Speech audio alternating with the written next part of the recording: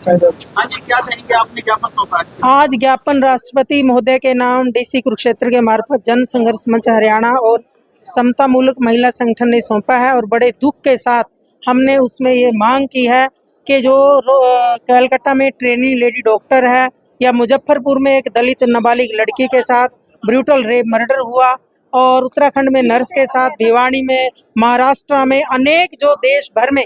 हर रोज 106 rape के case हो रहे हैं। हमने उसमें कड़े दंड की मांग की है क्योंकि हम कलकत्ता केस में भी जो सुप्रीम कोर्ट ने सुओ मोटो नोटिस लिया है और वहाँ पे रिवील हुई हैं बातें और वैसे भी न्यूज़पेपर्स में आ रही हैं, फैक्ट्स आ रहे हैं, ऑब्जेक्टिव फैक्ट्स हैं कि जो एफआईआर नहीं हुई, एक संस्थान के जो हेड है, प्रिंसिपल है, एमजी का जो मेडिकल कॉलेज है, उसके प्रिंसिपल की ड्यूटी बनती थी कि उसके कॉलेज के एक छात्रा, एक डॉक्टर, एक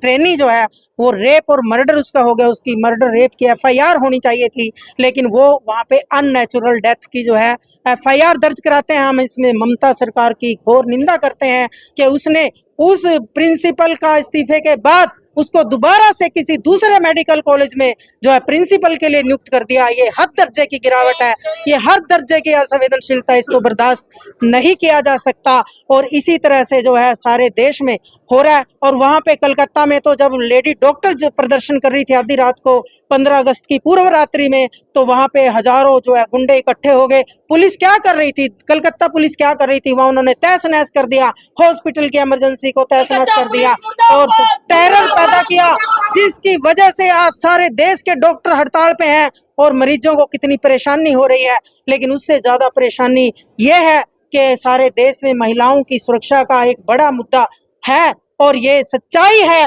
और सरकारें अपनी अपनी वोटों के लिए, अपनी अपनी सत्ता को और अपनी इमेज को बचाने के लिए आप बलात्कारियों का, अपने वर्करों का, नेताओं का साथ देते हैं, उन पे केस नहीं दर्ज करते। चाहे कोई भी केस हो, अंकिता भंडारी हो, महिला पहलवानों का केस हो, हमारे हरियाणा में संदीप सिंह का केस हो, कोई और हो, कुलदीप सेंगर हो, कोई जो है हाथरस का कांड हो, कोई कठुआ कांड हो, कोई कितने भी कांड में गिनाऊं आपको, सभी जगह लिपापोती कर रहे हैं। हमारे कुरुक्षेत्र का झांसा कांड हो जिसमें 18 चोटें थी, अखबारों में आया, लेकिन कुरुक्षेत्र पुलिस ने सुसाइड की रिपोर्ट दे दी जो कोर्ट में पेश है। अब ऑनरेबल कोर्ट ने उसमें फिर ऑर्डर किया है कि ये जो है सुसाइड नहीं है, ये जो है चोटें हैं, इसको असोल्ट हुआ है, मारा गया है, तो दोबारा जांच की जाए। कौन करेगा? बेटी गरीब है, एक बहुत ही गरीब दलित परिवार की वो बेटी है, संघर्ष कर रहे हैं, बहुत केस लाइट में नहीं आते हैं। तो हम ये कहना चाहते हैं सरकार को कि निर्भया कांड के बाद जो कानूनों में बदलाव किया गया, सख्त किया गया, उनको लागू किया जाए। 2014 के बाद जो हम देखते थे पहले, जो थोड़ा बहुत वहाँ पे महिला एक वकील भी जाती थी, जो है थाने में हेल्प करती थी, कहीं काउंसलिंग होती थी, वो सब बंद कर दी गई है। निर्भया फंड भी घटा दिया गया है, निर्भया फंड के लिए कोई इस्तेमाल नहीं हो रहा है, उसका फंड भी।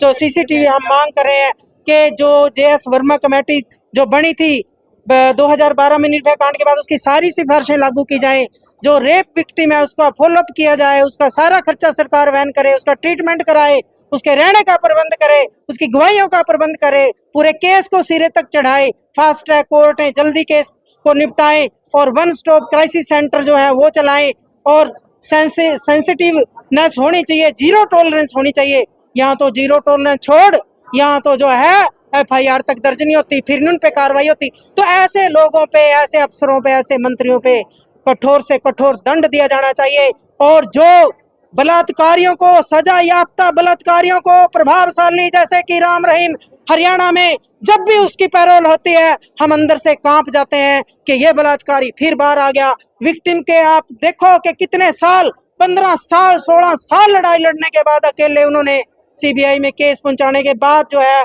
इस राम रहीम को जो है सजा हुई। दो रेप केस में इसको सजा मिली हुई है, लेकिन चुनाव से पहले हरियाणा सरकार, भाजपा सरकार भी, पहले की सरकारें भी ऐसा करती थी, लेकिन भाजपा सरकार उनसे भी आगे जा करके कितनी बार चुनाव से पहले ले आई है, फिर पैरोल पर है। ये प्रावधान खत्म होना चाहिए। बलात्कारियों को कोई पैरोल नहीं मिलना चाहिए। नए कानून के तहत उनको नेचुरल उम्र कैद होनी चाहिए, उनको कोई बाहर निकलने का आम अपराधियों की तरह से छूट नहीं होनी चाहिए। हम सरकार से, हरियाणा सरकार से, मोदी सरकार से मांग करते हैं कि इसके लिए हमें गारंटी दी जाए। सबसे बड़ा सुरक्षा का मुद्दा है आज हर लड़की महिला अपने आप को पीड़ित महसूस कर रही है। तो हम यही मांग करते हैं और हम अपना संघर्ष को और तेज करेंगे, मजबूर करेंगे। जैसे अब ट्रेनी डॉक्टर के आंदोलन हत्या के बाद डॉक्टर जो अड़े हुए हैं कि हमें सुरक्षा के लिए कानून चाहिए, डॉक्टर सेंट्रल सिक्योरिटी एक्ट की मांग कर रहे हैं और कह रहे हैं कि जब तक हॉस्पिटलों के अंदर सेंटर की सिक्योरिटी नहीं आती हम धरना खत्म नहीं करेंगे। वो उनकी मांग पूरी होनी चाहिए। लेकिन इसके साथ साथ जो लड़कियां स्कूल में जाती हैं, वो जो है कहीं पढ़ाई करने जाती हैं, कहीं ट्यूशन पे जाती हैं, कहीं गली मोहल्ले में खेल रही हैं, उनके लिए क्या सीसीटीवी कैमरे और सिक्योरिटी होनी चाहिए या नहीं होनी चाहिए? उनके लिए भी सरकार को पूरी पूरी सिक्योरिटी देनी चाहिए और इन बलात्कारियों के प्रति घोर नफरत होनी चाहिए। एक ऐसा हम भी एक इंसान की तरह आजाद भारत में एक खुले माहौल में घुटन से बाहर निकल करके जी सके, निश्चिंत होकर हमारे माँ बाप अपनी बेटियों को अपना पालन पोषण कर सके, अपने वो माँ बाप की सेवा कर सके, वो बर्डन ना अपने माँ बाप के ऊपर बने। यही हम मांग करते हुए आज हमने ज्ञापन दिया है राष्ट्रपति महोदय को और इसी के साथ हम पुनः मांग करते हैं